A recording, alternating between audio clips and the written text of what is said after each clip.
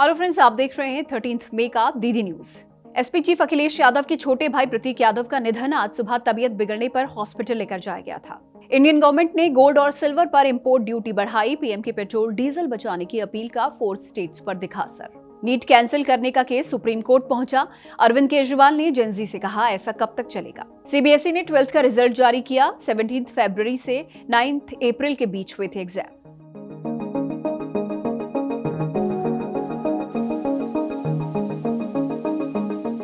Samajwadi party chief Akhilesh Yadav के छोटे भाई प्रतीक यादव का आज सुबह निधन हो गया है। He was 38 year old. आज सुबह अराउंड 6 o'clock प्रतीक की वाइफ अपर्णा यादव के भाई अमन सिंह बिष्ट उन्हें लखनऊ के सिविल हॉस्पिटल लेकर पहुंचे।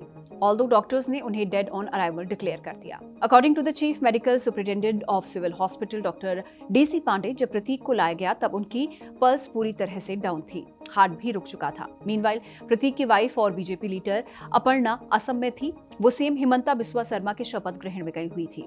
प्रतीक की मौत की वजह अभी तक पता नहीं चल सकी है।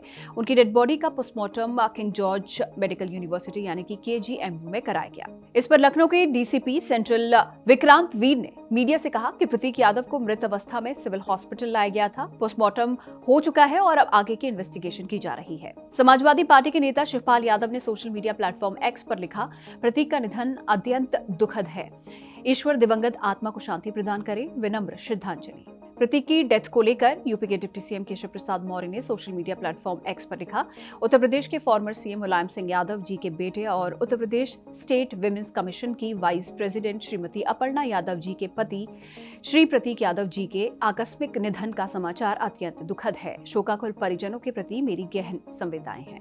इसे लेकर अखिलेश यादव ने मीडिया से बात करते हुए कहा, मैंने हमेशा उसे कहा कि अपनी सेहत का ध्यान रखे और अपने कारोबार को आगे बढ़ाए। कभी कभी पैसों का नुकसान या कारोबार में रुकावट लोगों को बहुत परेशान कर देती है। अब वो हमारे बीच नहीं है। हम कानून के हिसाब से जो रास्ता है उसी को अपनाएंगे। अकॉर्डिंग टू मीडिया रिपोर्ट्स, 30 अप्रैल को प्रतीक को क्रिटिकल कंडीशन में लखनऊ के प्राइवेट हॉस्पिटल में एडमिट कराया गया था। 3 डेज लेटर उन्हें थोड़ा आराम मिला और इसके बाद वो बिना छुट्टी के घर चले गए थे। अकॉर्डिंग टू द डॉक्टर, उन्हें लंग्स की गंभीर बीमारी पल्मोनरी एम्बोलिज्म थी। इसमें ब्लड क्लॉट लंग्स के वेन में फंसकर ब्लड सर्कुलेशन को रोक देता है। प्रतीक मुलायम सिंह यादव की सेकंड वाइफ साधना गुप्ता के बेटे थे। साधना गुप्ता की पहली शादी 1986 में चंद्र प्रकाश गुप्ता से हुई थी और प्रतीक का जन्म 1987 में हुआ। 1990 में चंद्र प्रकाश गुप्ता और साधना अलग हो गए और इसी दौरान साधना और मुलायम के बीच क्लोजनेस बढ़ी। 2003 में मुलायम सिंह यादव ने साधना गुप्ता से शादी कर ली और पब्लिकली प्रतीक को बेटे का हक दिया था। प्रतीक ने ब्रिटेन से पढ़ाई की थी और वो पॉलिटिक्स से दूर रहते थे। रियल एस्टेट और फिटनेस का उनका बिजनेस था और अराउंड 14 इयर्स बैक उन्होंने अपर्णा यादव से शादी की थी।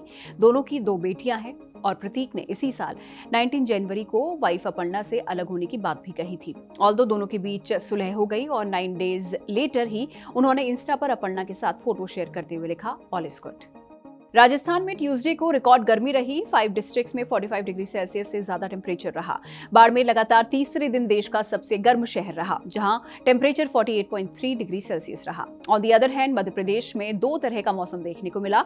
एक तरफ रतलाम लगातार तीसरे दिन राज्य का सबसे गर्म शहर रहा, तो वहां टेम्परेचर 46.5 डिग्री सेल्सियस रहा। वहीं निवाड़ी के बिजौर में तेज आंधी और बारिश के साथ ओले गिरे। हरियाणा के पिनगवा में भी ओले गिरे। पंचकुला, यमुनानगर, करनाल और गुरुग्राम में तेज बारिश हुई। उत्तर प्रदेश के बरेली और रामपुर में 50 किलोमीटर पर आवर की रफ्तार से धूल भरी आंधी चली। बिहार की जमुई और बांका में बिजली गिरने से एक बच्चे के साथ ही 5 लोगों की डेथ हो गई। वहीं महाराष्ट्र के सांगली में तेज आंधी की वजह से एक मंदिर की दीवार गिर गई, जिससे 6 लोगों की डेथ हो गई। तो केरला में मलप्पुरम में बिजली गिरने से 4 लोगों की मौत हुई है। लोकसभा में leader of opposition Rahul Gandhi ने कल हुई मीटिंग को लेकर डिसएग्रीमेंट्स जाहिर किए हैं। ये मीटिंग पीएम के घर पर हुई थी, जिसमें सीबीआई के नए डायरेक्टर के सिलेक्शन प्रोसेस को लेकर राहुल गांधी नाराज नजर आ रहे हैं। उन्होंने पीएम को एक लेटर लिखा है, जिसे अब एक्स पर शेयर भी किया। इसमें लिखा है, आपकी गवर्नमेंट ने बार बार सीबीआई का मिसयूज किया है। यह ऑर्गेनाइजेशन इंडिया की सबसे बड़ी इन्वेस्टिगेशन एजेंसी है, लेकिन इसे पॉलिटिकल ओपोनेंट्स, जर्नलिस्ट और क्रिटिक्स को टारगेट करने के लिए यूज किया जा रहा है। इसी वजह से सिलेक्शन कमेटी में अपोजिशन के लीडर को शामिल किया जाता है, ताकि ऑर्गेनाइजेशन पर कब्जा ना हो सके। अफसोस है कि आपने मुझे इस प्रोसेस में कोई असली भूमिका नहीं दी। कई बार रिटर्न रिक्वेस्ट के बाद मुझे एलिजिबल कैंडिडेट्स की रिपोर्ट नहीं दी गई। इसके बजाय मुझे कमेटी की मीटिंग्स में पहली बार उन 69 कैंडिडेट्स की रिपोर्ट देखने के लिए कहा गया। 360 डिग्री रिपोर्ट तो मुझे सीधे ही देने से इनकार कर दिया गया। इन रिपोर्ट्स को अच्छी तरह रिव्यू करना जरूरी है ताकि हर कैंडिडेट के काम और बैकग्राउंड को समझा जा सके। उन्होंने लिखा कि सिलेक्शन कमेटी को जरूरी इंफॉर्मेशन ना देकर गवर्नमेंट ने इसे सिर्फ फॉर्मेलिटी बना दिया है। एलओपी कोई रबर स्टैंप नहीं है। मैं अपनी कॉन्स्टिट्यूशनल रिस्पॉन्सिबिलिटी छोड़कर इस बायस्ड प्रोसेस का हिस्सा नहीं बन सकता। इंडियन गवर्नमेंट ने आज गोल्ड और सिल्वर पर इंपोर्ट ड्यूटी 6% से बढ़ाकर 15% कर दी है। इसके बाद मल्टी कमोडिटी एक्सचेंज यानी कि MCX पर गोल्ड की कीमतें 6% बढ़कर 1.62 लाख रुपीस पर 10 ग्राम पर पहुंच गई है। वहीं सिल्वर का प्राइस भी अराउंड 6% बढ़कर 2.95 लाख रुपीस पर केजी तक पहुंच गया है। मीनवाइल पीएम नरेंद्र मोदी की पेट्रोल डीजल बचाने की अपील का असर 4 स्टेट्स में दिख रहा है। दिल्ली में मिनिस्टर आशीष सूद ने प्रोग्राम में जाने के लिए पहले मेट्रो और फिर ई रिक्शा में सफर किया, तो वहीं मध्य प्रदेश में जस्टिस DD बंसल साइकिल चलाकर हाईकोर्ट पहुंचे। सीएम मोहन यादव ने भी अपने काफिले में कार्स का नंबर कम कर दिया है। उत्तर प्रदेश में MP MLAs को एक दिन बस मेट्रो से चलने के लिए कहा गया है। स्टेट में जितने भी बड़े कॉर्पोरेट ऑफिसेज हैं वहां पर वीक में 2 डेज वर्क फ्रॉम होम होगा। अपार्ट फ्रॉम दैट महाराष्ट्र में मिनिस्टर आशीष सेलार ने फॉरेन ट्रैवल पोस्टपोन करने का अनाउंसमेंट किया है। वो कांस फिल्म फेस्टिवल के लिए फ्रांस जाने वाले थे। N Rangasamy for the 5th time Puducherry के सीएम बन गए हैं। लेफ्टिनेंट गवर्नर कैलाश नाथन ने लोक भवन में उन्हें शपथ दिलाई। इस दौरान बीजेपी के नेशनल प्रेसिडेंट नितिन नबीन भी मौजूद रहे। रंगास्वामी के अलावा बीजेपी के नमसिवायम और AINRC लीडर मल्लादी कृष्ण राव ने मंत्री पद की शपथ ली। नमसिवायम 2021 में कांग्रेस छोड़कर बीजेपी में शामिल हुए थे और पिछली पुडुचेरी गवर्नमेंट में वो होम मिनिस्टर थे। 4 मई को आए पुडुचेरी असेंबली इलेक्शंस के रिजल्ट में रंगासामी की लीडरशिप वाले NDA अलायंस को 30 में से 16 सीट्स मिली थी।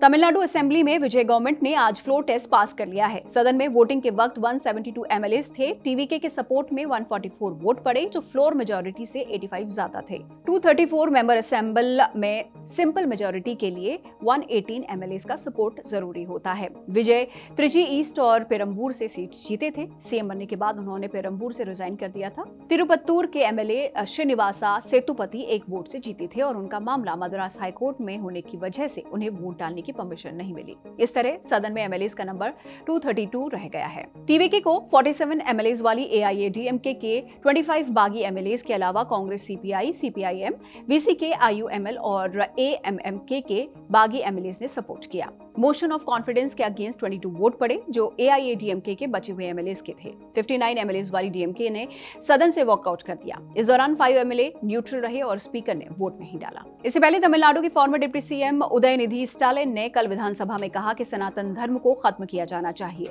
ये लोगों को बांटता है। उन्होंने पहले 2023 में भी सनातन को डेंगू मलेरिया बताया था। इसके बाद सुप्रीम कोर्ट ने मार्च 2025 में उन्हें फटकार लगाई थी।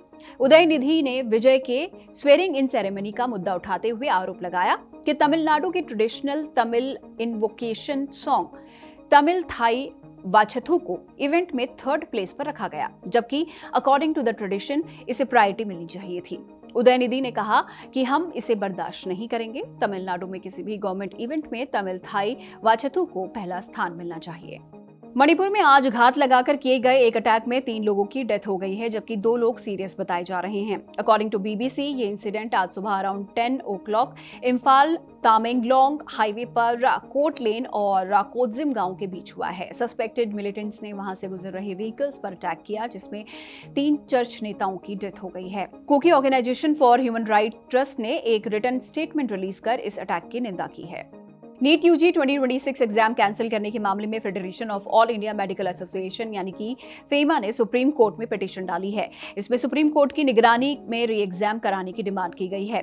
फेमा ने कहा है कि नेशनल टेस्टिंग एजेंसी यानी कि NTA की मोडस ऑपरेंडी से अब भरोसा उठ चुका है, इसीलिए मौजूदा गवर्नमेंट बॉडी का रीऑर्गेनाइजेशन किया जाना चाहिए। ऑन द अदर हैंड, इस केस को इन्वेस्टिगेट कर रही CBI ने महाराष्ट्र के नासिक से शुभम खैरनार और अहिल्याबाई नगर से धनंजय को कस्टडी में लिया है। आरोप है कि धनंजय ने शुभम को पेपर दिया था। हरियाणा के गुरुग्राम से भी BAMS फर्स्ट ईयर स्टूडेंट को राजस्थान पुलिस ने कस्टडी में लिया है। NTA ने 12 मई को पेपर लीक के बाद नीट UG 2026 एग्जाम कैंसिल कर दिया था। NTA ने माना कि गड़बड़ी हुई है। एग्जाम 3 मई को हुआ था, जिसमें 22.79 लाख स्टूडेंट्स शामिल हुए थे। इसे लेकर अरविंद केजरीवाल ने एक्स पर एक वीडियो मैसेज भी पोस्ट किया है।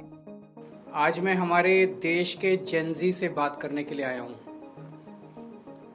हमारे देश के युवाओं से, स्टूडेंट्स से सीधे बात करने के लिए आया हूं। 2014 से जब से मोदी सरकार आई है, टोटल हमारे देश में 93 पेपर लीक हुए हैं, 93, और इनमें अधिकतर पेपर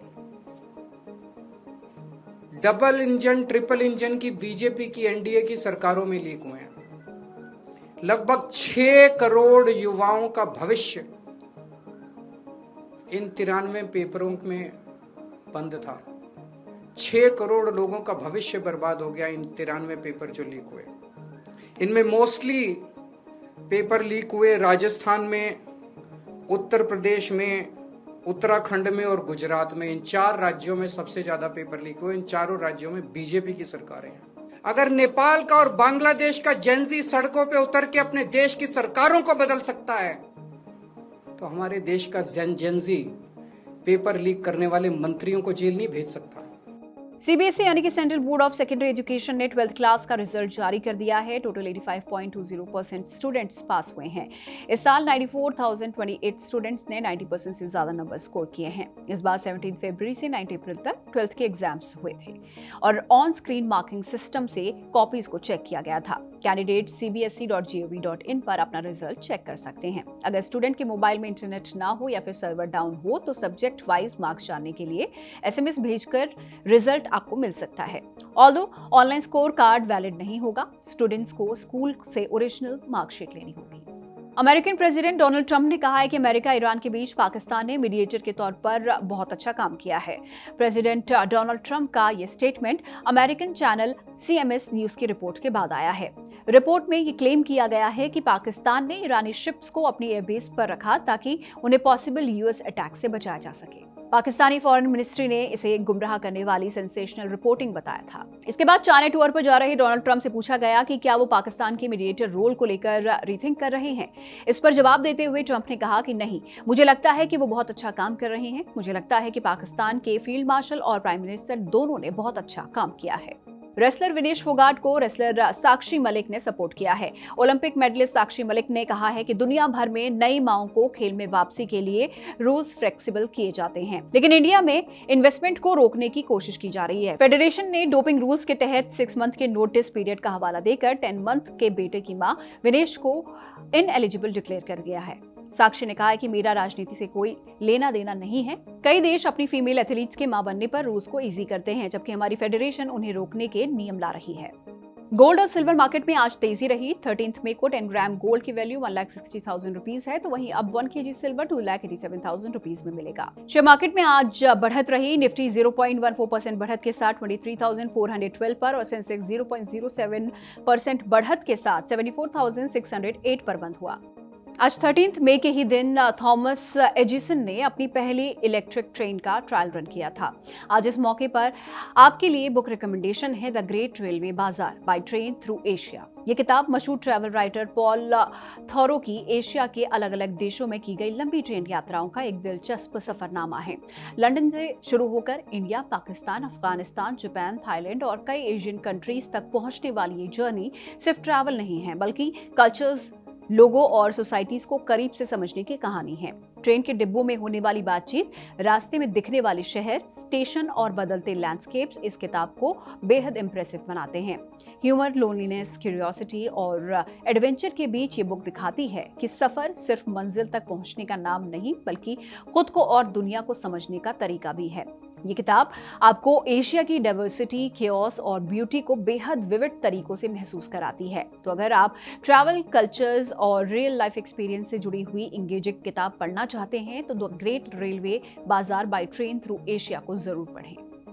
इसी के साथ आज के न्यूज बुलेटिन में इतना ही। देखते रहिए सिंगाबाद। Bye bye.